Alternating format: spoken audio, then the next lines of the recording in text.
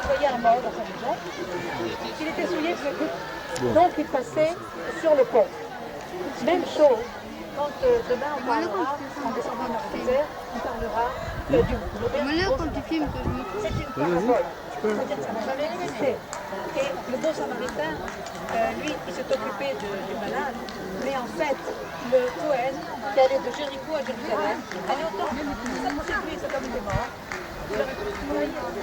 Là-bas au fond, là, c'est le mur de lamentation, là. Ouais. T'imagines, là? Là, il y a tout, dans l'angle, là-bas, dans l'angle. C'est là. On va y aller après. Maintenant, vous voyez que le mur occidental n'est pas du tout le temple, mais c'est l'endroit Là, il doit retrouver des choses encore. du Saint des Saints. Donc, le juif aurait pu brûler ici, ou là, ou là. Mais là, c'est le plus vrai du Saint des Saints. Or, chez nous, on dit comme ça. Quel est l'endroit le plus saint dans le monde entier? C'est ici? Jérusalem. Eh oui, hein. Et dans la terre d'Israël, quel est l'endroit le plus saint? Jérusalem. Et à Jérusalem, quel est l'endroit le plus saint? Le mur, là. C'est le temple. Et dans le temple, quel est l'endroit le plus saint? Le Saint des Saints. Le Saint béni soit-il. Arriver là, vous allez voir que certaines personnes se mettent de travers comme ça, pour être vraiment dans la ligne du Saint des Saints. Voilà.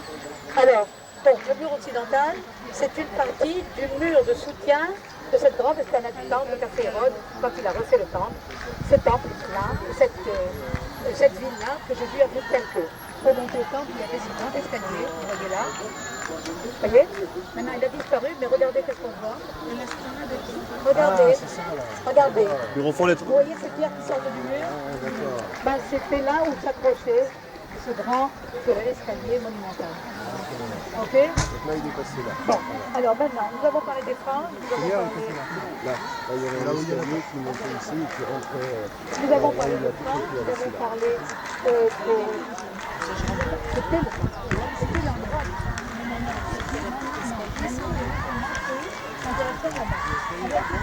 En fait, ils l'ont fait, les Israéliens il y a plus de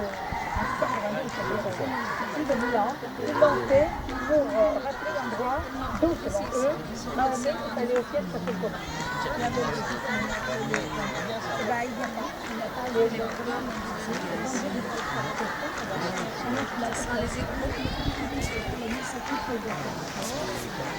Dis que la branche encore en haut, là, cette branche.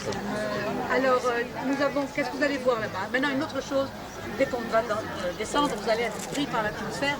Alors, Jésus et ses parents sont venus à Jérusalem. Quand Jésus avait 12 ans, pour la première fois de sa vie, il va lire la Torah en public. Alors, qu'est-ce qui s'est passé? Il s'est passé qu'ils ont été étonnés comme les rabbins félicitaient Jésus.